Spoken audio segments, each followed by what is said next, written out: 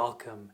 Today's project's on quarantine and the recovery process from anxiety while being isolated in our home. So, how can you recover from anxiety when we are living in an age where we are collectively feeling this anxiety that is the coronavirus?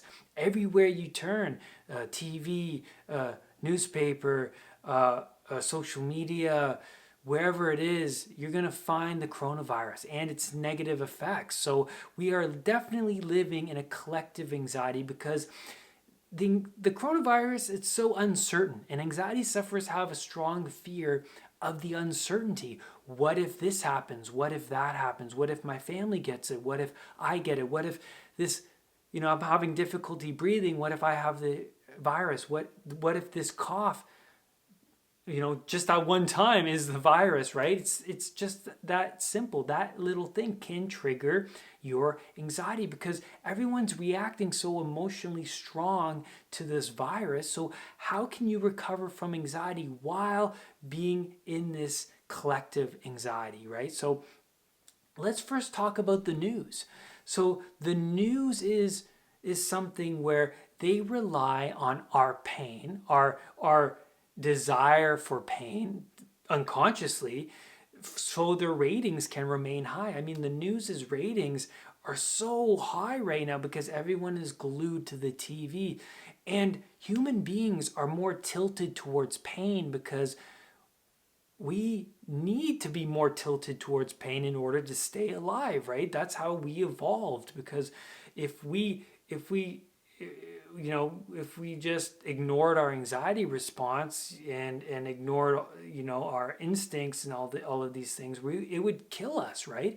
It would kill us. We wouldn't be able to survive. Our ancestors survived in the wild with our anxiety response more tilted towards pain, more tilted towards of that potential threat, right? So watching a lot of news it can drain you emotionally. Have you ever felt that when you're around somebody who is constantly catastrophizing over certain events in their life, right? Or talking about the virus in such a negative way, and you feel emotionally drained? Well, it happens to me all the time. I avoid those people now. Now that I've recovered from anxiety, because I know that I don't want these people just to take my energy from me. And anxiety sufferers are more prone to that because they're already sensitized. They're already highly sensitized, and they don't have a guard up there blocking out that negative information, blocking out those negative beliefs from other people. So when they're around other people, they feel more emotionally drained because there's no guard up there. Those people are just really extracting out your energy, right? And that's why people feel emotionally exhausted when they're around other people who are just so negative. So avoiding the news and avoiding other people who constantly talk about the virus in such a negative way, right? They suck your energy out of you. And how are you going to recover, and how are you going to feel good on a daily basis when you're around these people? Because you are who you hang around, right?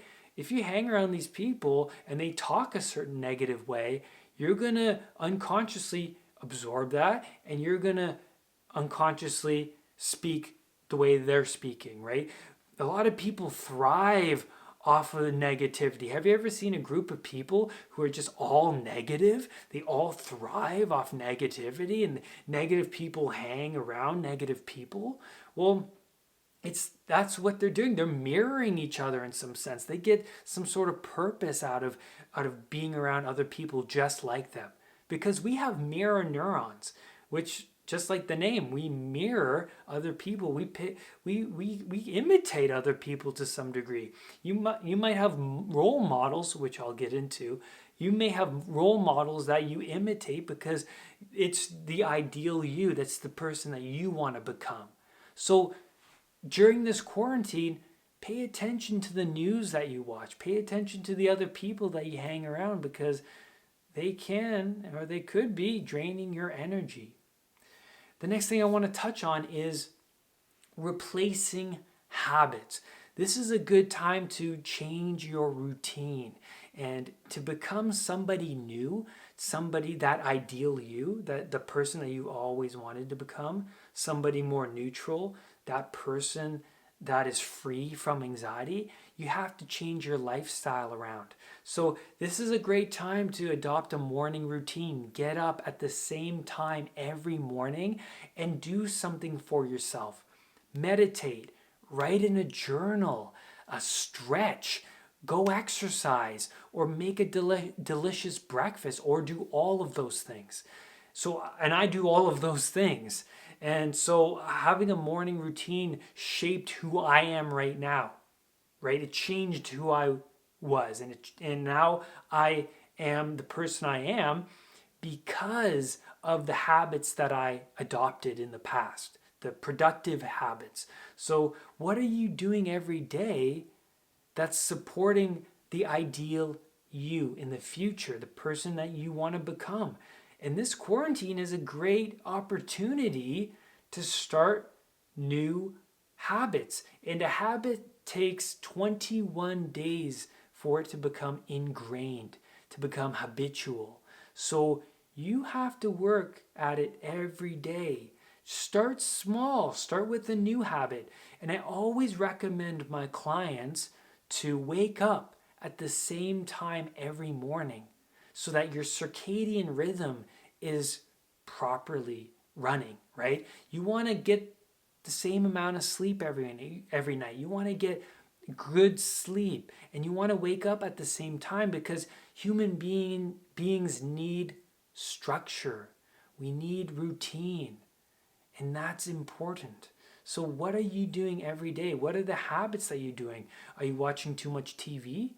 Ask yourself, what am I doing daily that's preventing me from reaching that anxiety-free person, that ideal me? What am I doing daily that's really holding me back? And you're going to come up with a lot of answers. You're going to come up with, oh, I'm watching too much TV. I'm hanging around negative people. I'm not engaging in productive habits. And I'm not doing what I can to be healthy mentally and physically.